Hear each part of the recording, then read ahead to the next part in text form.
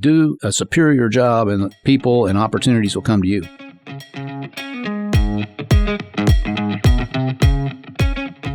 Welcome to Off the Record, a podcast featuring leaders on IBJ Media's Indiana 250 list. I'm Nate Feltman, CEO of IBJ Media, which publishes the Indiana 250, a list of the most influential business people in the state. I'm excited to be joined by former Indiana Governor Mitch Daniels, whom I had the great fortune to work for and with in various capacities over the last 20 years. Mitch Daniels already had a long list of accomplishments under his belt by the time he was sworn in as Indiana's 49th governor in 2005, and he didn't slow down when his 2 terms in office ended 8 years later. Mitch went on to become president of Purdue University, where he famously froze tuition, breaking a 36-year string of increases. Affordability, access, and accountability were all hallmarks of his decade-long tenure at Purdue.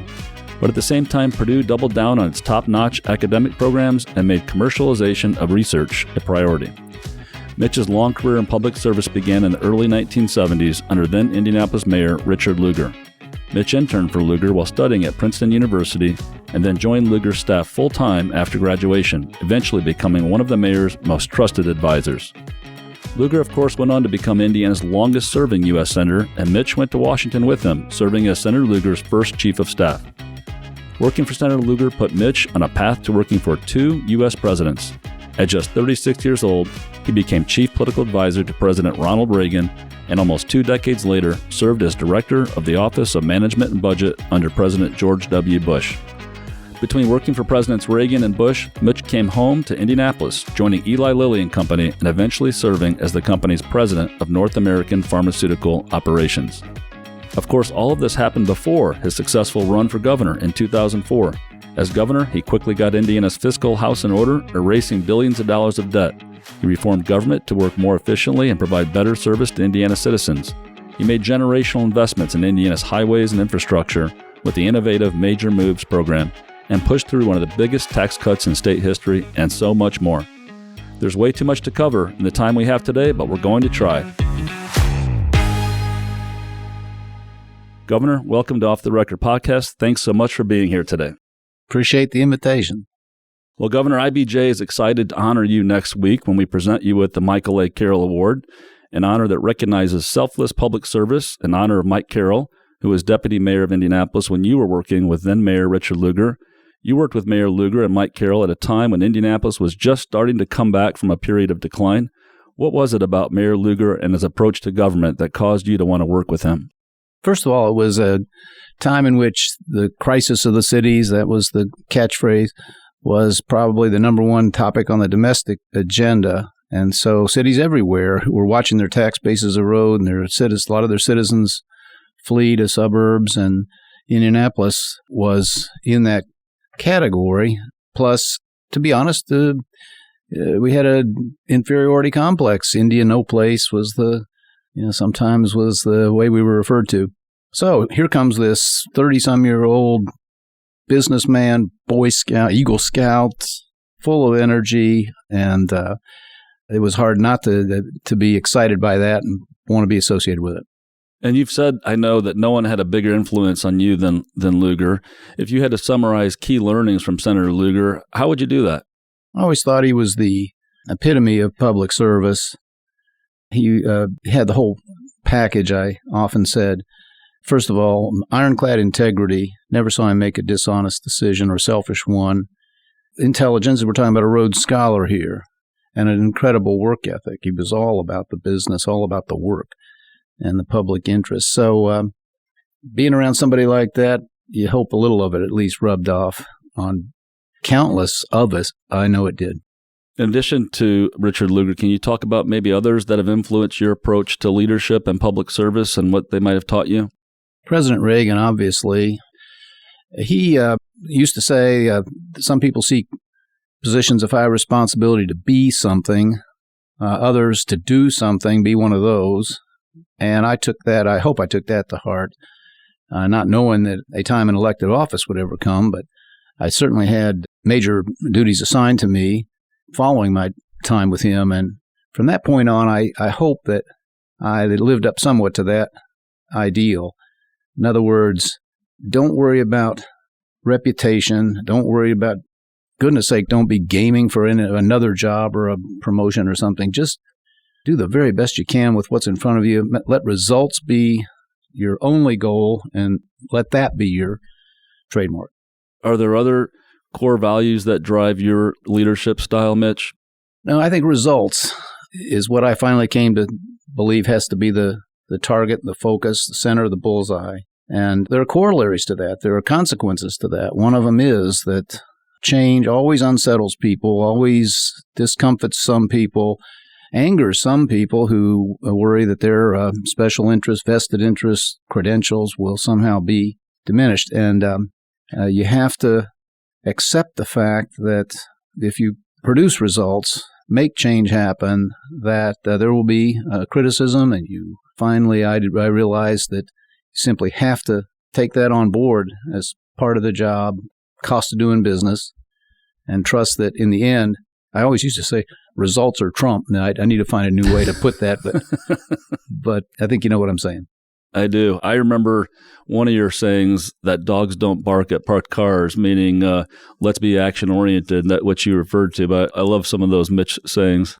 I've collected a few. I've originated some, and I've collected a few over time. That was a very successful farm operator, a woman up around Muncie, said that to me at a down period one time when we were taking on all kinds of flack that I thought was untrue and unfair and malicious and so forth. And that's what she told me, Mitch, don't worry about it. Dogs don't bark at parked cars. And I went back and I said to, folks like you, that's great advice. We're never parking the car.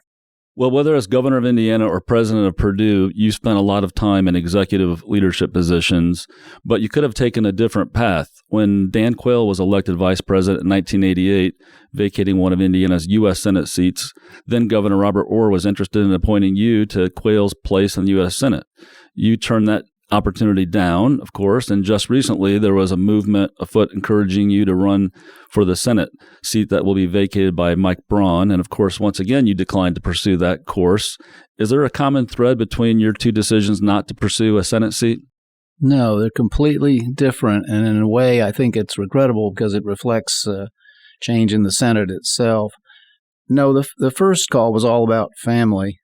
It was really something later on after arriving in office to walk into the little breakfast room at the governor's residence and remember that the last time I was there had been, whatever that was, 16 years before Bob Orr suggested this notion to me. No, at the time it was very, very hard because I had thought, especially serving at the time I did with the person I did in the Senate, that would be a tremendous career opportunity. But then we were only back in Indiana a year or a little more. We'd moved back for a very specific reason. Sherry and I wanted to raise the girls here. They were 2, 4, 6, and 8 at the time. It was the best move we ever made. So as incredibly exciting and alluring as the idea was, I just couldn't talk myself into it. And I'm very, very glad I didn't. Now, later on, this more recent suggestion is completely different. I had to look at the job and said, that's just not a job I want anymore, or at least not at this time in my life. And we don't have to go into all the reasons, but I think I said, not the job for me, not the town for me, and not the way I want to spend my life at this stage. Well, of course, you ultimately only ran for office once and then for re-election as governor. Was running for office something that you always considered, or was there something that inspired you or pushed you to run for governor that just wasn't there before? I won't say I never thought of it, but that would have been so early on in life, and I abandoned the idea. And I really thought after passing on Senate on a silver platter, as we just discussed, that's that. I went into business. I was in business and proceeded in business and thought I'd continue there until I quit working. So no, I didn't anticipate it. Events, one thing led to another. In terms of what motivated me, much as I had watched the city I grew up in slip and stagnate and be at risk of being left behind, I could see the exact same problems with Indiana. We were going nowhere, and while our competitors were moving forward, I thought our citizens deserved better. I wasn't alone in that, and all sorts of people, for reasons best known to them, came to me and suggested this. And so ultimately I decided, let's go try. A lot of young people today can't even imagine getting into politics, just given the way discourse is today. Would you encourage a young person to think about running for office, or putting yourself in their shoes, say, gosh, maybe there's another better way to serve? I would encourage it. We better encourage it. Hopefully that things have a way of turning, and I hope maybe the rather unfortunate nature of our current political system and discourse will burn itself out, and new, younger people will come along and say that's just not the way a democracy ought to operate. So yeah, I would, as I often have, encourage them not to do it as a sole activity in life and not to make it the first thing they do. Go learn a trade, learn a business, build a little experience, maybe a little bit of financial stability, and then bring that to bear on public life. Don't rush into it early. You'll have too narrow a perspective. You won't really understand the needs and aspirations of your fellow citizens. Well, switching gears to the federal deficit and spending, your time as OMB director for President George W. Bush gave you an inside look and understanding of how our federal government budgeting process works and the levers available to pull in terms of curtailing spending. Today, neither party seems serious about curbing the extraordinary national debt that continues to grow. Just in the last 4 years, we've gone from 100% debt to GDP to now 120% debt to GDP, a level not seen since World War II. Are there any takeaways from your experience serving as budget director for President Bush that might inform how we go about halting runaway spending? Or do you think it's going to take an economic catastrophe for politicians to get serious about attacking our spiraling debt? 12 years ago, I wrote a book, and it was mainly about this subject, and I expressed a lot of optimism that we were the kind of people, we the American people, were the kind who could make an adult judgment, a long-term judgment, put our future ahead of today, put our children's interest at least on a par with our own, and suggested a way to do that. And I said, mathematically provable at the time, if we get started, we can avert really unfairness and the betrayal of some promises we've made to our elderly and to each other in our safety net programs. I couldn't write that book today, unfortunately, and you were right. Both parties are, in my judgment, equally culpable, and that's a shame, because now, as your question contemplates, I'm resigned to the fact that it's going to take a cataclysm. People sort of say this all the time. Well, Congress only acts when they have to, and then that's generally not the worst outcome, but it will be a very bad outcome when this happens. And I say when because the arithmetic is inexorable, and we have waited too long and let the promises pile up to the extent that we're going to have a moment of, I believe, economic great difficulty, maybe even worse, a sense of social betrayal.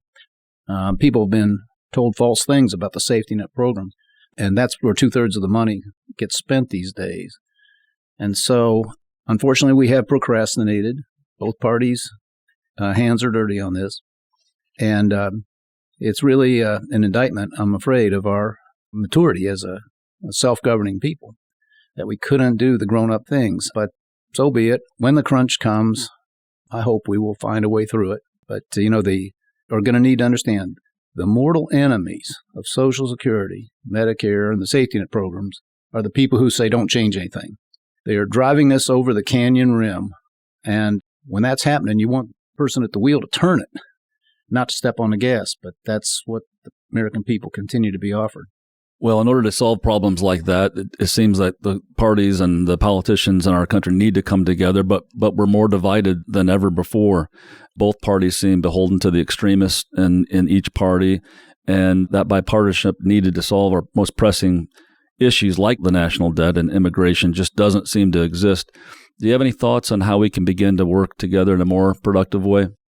Well, an emergency is one way, and it at least has brought about some degree of collaboration temporarily in the past. I was there in the White House on 9/11. I was in rooms for the next couple months at least that have not been replicated since. I'm talking about meetings in which I represented the president, in the Speaker of the House's office, the leaders of both houses, both parties around one table. They all looked at each other. Many of them had been serving for many years and said, this has never happened before. And some things were done collectively and collaboratively then. As we know, it didn't last, but at least it offered an example of how some degree of cooperation can be forced by events. Let's take a quick break. This is Off the Record Podcast.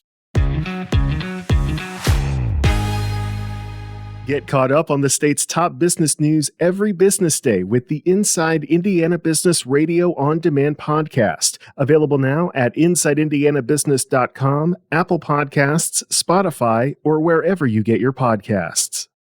Welcome back to Off the Record Podcast. I'm Nate Feltman, CEO of IBJ Media, and I'm talking with former Indiana Governor and Purdue President Mitch Daniels. Well, turning now to your time as governor, Mitch, to put it mildly, Indiana has done a much better job than the federal government at keeping our spending under control. Our state's current era of fiscal responsibility really started with you as governor. You raised billions of dollars of debt during your first term and took Indiana's credit rating to AAA status, where it has remained. Would you say that accomplishment is the one you are most proud of, or would you point to others? I think taking care of the taxpayers' money is simply a prerequisite. It's a down payment. It's a fundamental responsibility. And so we did that first, and I wanted to do it even faster than we did it, but we got it done in a year and a half. And that allowed us to move on to the things that I thought were new and additive. But no, I mean, simply being a good steward of other people's money is a duty. It's not an accomplishment. And so that did allow us to get on to some things that I believe are and will serve the state very well for a long time. I know every time I drive up 31 to my hometown of South Bend, I save at least 30 minutes. And so we all have become more efficient. And then I drove down to Bloomington this past weekend, and I-69 is well on its way to being finally completed. And those were on the drawing board for years. Is that one of the accomplishments that? Yeah, it's way up there. That's what we call the Major Moves program. The toll road transaction, which won all these awards, transaction of the year, transaction of the century, at least in our state's situation. We were very fortunate about the timing, but $4 billion of cash and a much better toll road. We rebuilt half the state road miles, resurfaced them. Rebuilt a third of the state bridges, and then all those new big projects you mentioned and so many others, the High River bridges and the Hoosier Heartland Corridor and the Fort Road, and some that, as you say, had been promised and on the books forever, and the state had no way to pay for them. So now, again this year, I forget how many years in a row, CNBC ranks the states for infrastructure, Indiana number one again, and it all traces to that. So I remember, I think, probably saying to you and others at the time, many of these other things we've done, reform of this, reform of that, somebody wants to come and undo them. They might, but they're not going to take those bridges and roads up. That's right. Well, and I know from studying economic development that the infrastructure upgrades and investments mean everything when it comes to economic development. So it's kind of the precursor for that development to take place.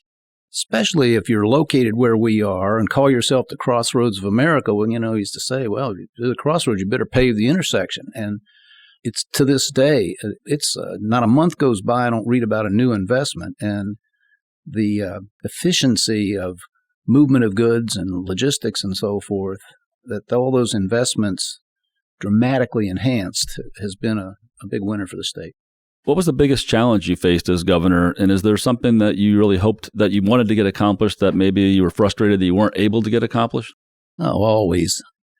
No, I could name a couple of those. I mean, I thought we had a great plan, having had the spectacular success of monetizing the toll road losing money, still had debt after 50 years, and turned it into the success it became. I said, hey, let's monetize the growth in the lottery revenue and turn it into free community college for every young person in a family of modest means or less.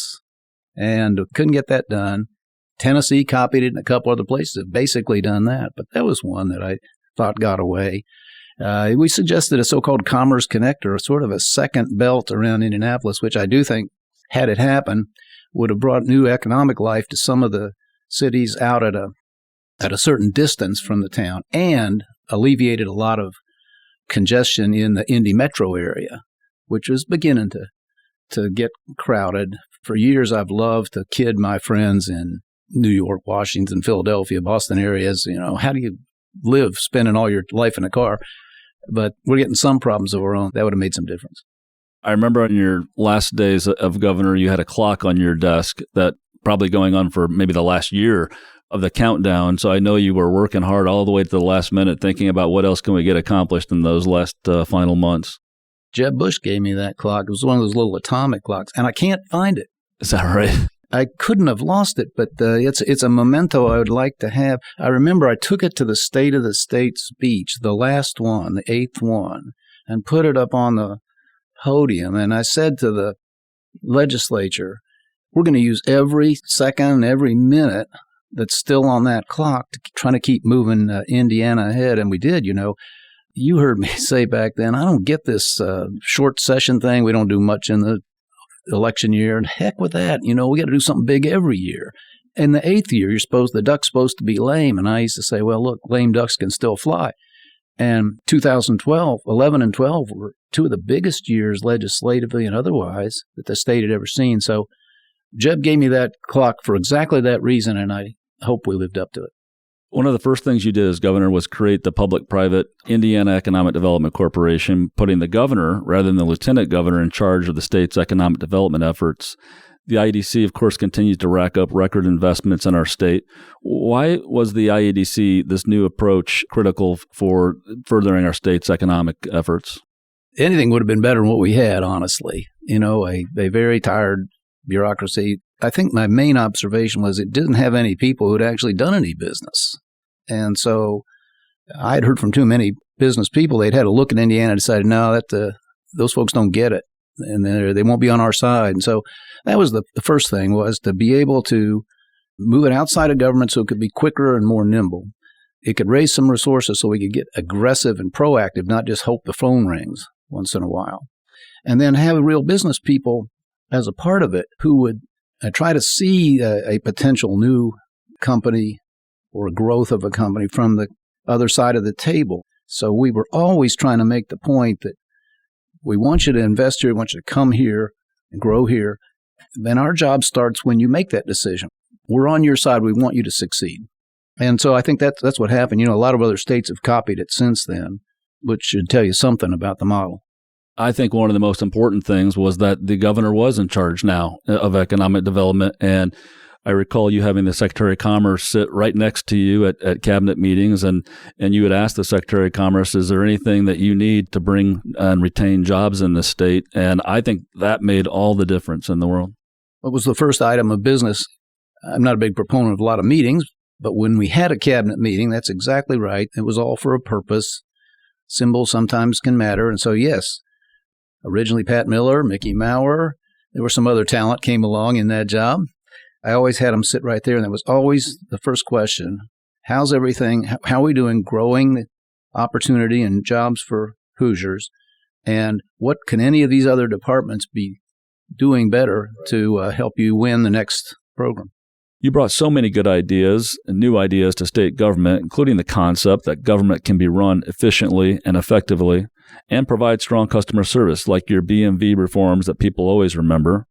The idea to lease the toll road, which brought in billions for unprecedented infrastructure improvements like the ones we talked about, US 31 and I-69. These are projects that have been on the drawing board for decades that you were able to finally bring to fruition. For Indiana to take the next leap forward and aim higher, as you so often said, what big ideas would you say could help really move Indiana forward in a manner that could bring more prosperity for more Hoosiers? I'm sure you can get other and better answers from other people, but I'll just tell you, too, that look like they're in need of attention to me. And they're both problems that have crept up over the last 10 or 12 years. And that is our healthcare costs and our utility costs. I'm very, very troubled by how both have gotten a little out of hand. Our goal for 8 years was to make this the most attractive, affordable state, where people knew that if they invested their money, they had a better chance to get it back and maybe a little extra. And that, I'm afraid, is eroding as our healthcare costs, driven primarily, I think, by hospital concentration of doctors' practices as within the hospital system. And on the utility side, I'm not sure what the prescription is, but I can tell you that I was stunned. I took my eye off it for a while. I was stunned to see how far we had fallen away. And, in the knowledge economy and the IT economy and the silicon economy that we aspire to be leaders in, the cost of electricity is really going to matter. we were very competitive 20 years, 15, even 12 years ago. So those would be in my target range if I had something to do with it. After you finished your 2 terms as governor, it wasn't long before you became president of Purdue. Why was that opportunity appealing to you? Well, initially it wasn't. I thought, and I said no more than once, but I'll tell you, when I finally came to my senses and realized it would be a great thing to do, was as I sat back and I asked myself, what job other than the one I'll be leaving, if a person did a reasonable job, could contribute more to the long-term success of Indiana and the prosperity of people in our state? And the answer was that President of Purdue was the other great opportunity. Again, we're in such a knowledge economy, such a scientifically and technologically driven economy. The single greatest asset any state can have right now is a really premier STEM-based research university, especially one that can deliver at scale, not just a small number of elite engineers and scientists, but large numbers. And Purdue's now unexcelled at that.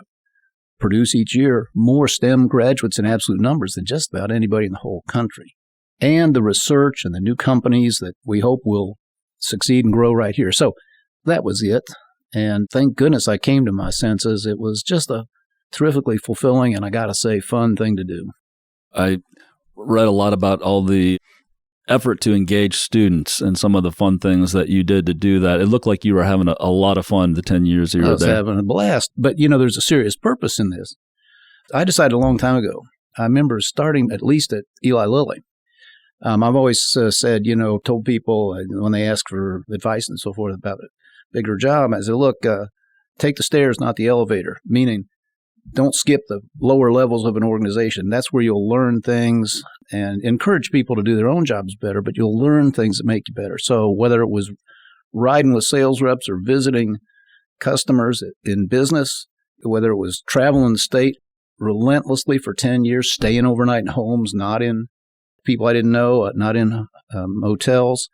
And at Purdue, of course, it was the students, the staff, and I had so much to learn, and I was still learning my last day there. And so particularly for me, it was real important. But I think it's good practice, even if somebody's pretty familiar with the enterprise they're leading. Know your customers, and that's what you've just described. And your coworkers. Absolutely. One of the things that you pursued at Purdue was the reorganization of IUPUI, and shortly before you retired from Purdue, you and IU President Pamela Whitten announced an agreement to dissolve IUPUI so that both universities could establish their own presence separately here in Indianapolis. What do you think this could mean for Indianapolis? I think it means great things, and I was so grateful to President Whitten for her openness to have a look at this. IUPUI served really, really well for a half a century. But again, think about the world we've moved into. There was a huge appetite, and had been here in Indianapolis, for kind of technology, engineering, computer science, the kind of things that Purdue excels in. And we're really the biggest city in our competitive tier that didn't have that.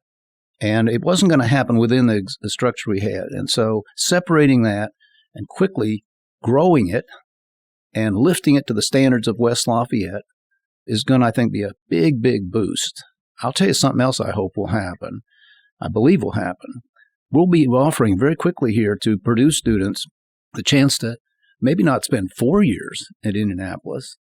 I hope a majority of them will spend 1 or 2 years, maybe completing their Purdue degree here while they work for who? An Indiana business. I've always been really focused. When I first ran for governor, I kept talking about brain drain, and we got to build the kind of state where our talented young people don't feel they need to leave to realize their dreams. And we've made a lot of headway there. Indiana has been a net importer of college graduates now for a while.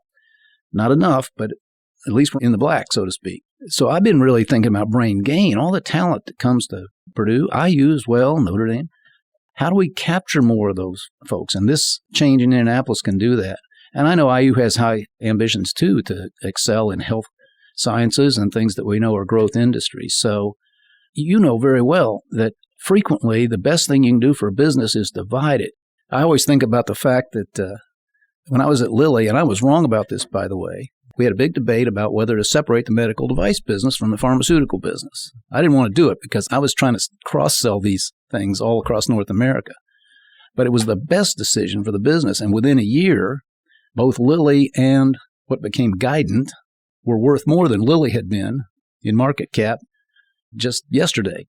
So I sort of think of it like that, letting each piece of this institution excel at what it does best, I think can produce great value beyond where we were going to get. Are there other things that Indiana could be doing to retain our talent, our graduates? You've mentioned one that's, of course, maybe the top opportunity, but are there other things that we can do to make Indiana a more attractive option for young people? Just trying to keep modernizing, what we're working on very hard at Purdue right now, and the state is working on, trying to become a new hub of the semiconductor industry is a good example.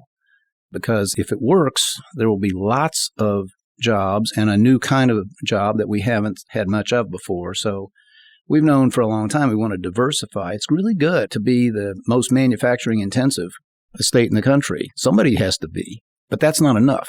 And so we do need to diversify, and there's one obvious opportunity. Staying on talent for a minute, the Mitch Daniels Leadership Foundation is an organization that might also play a role in helping to retain and attract talent. I know that people who have shown promise in the first part of their careers are committed to our state, are prime targets for the fellowship class at the Mitch Daniels Leadership Foundation. How did this foundation originally come about, and how is it maybe different from where it started? One day when I had a few months left in the last job, some people I knew and respected said they wanted to come see me, and that they walked in with this idea. And they had already raised some money, and they said, "Is it okay?" Well, what are you supposed to say, Right.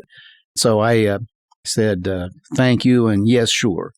And the program has evolved a little bit to the description you just gave, and I'm really excited about that. The idea is that I think this state, any state, could really benefit from, I always say, a statewide network of change agents, people who have had some exposure to what big change means, how high is up, so to say, and how you make it happen, or might make it happen, and have an ambition to do that in their home communities, and maybe because they know each other and are a growing sort of fraternity of such people, that, who knows, maybe one day they'll decide to collaborate on a big project of benefit to the public interest of the whole state.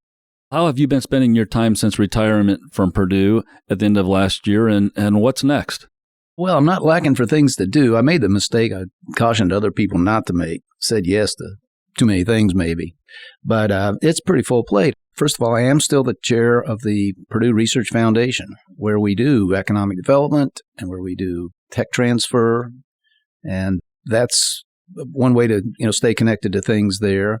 I'm proudly associated with the Liberty Fund, which is individual liberty needs more friends right now. There are people who seem to have forgotten its blessings and eager from either the left or the right to infringe on the personal freedom of others. And so I'm trying to be of some use to that great nonprofit. I'm involved in 3 or 4 businesses, board member or otherwise.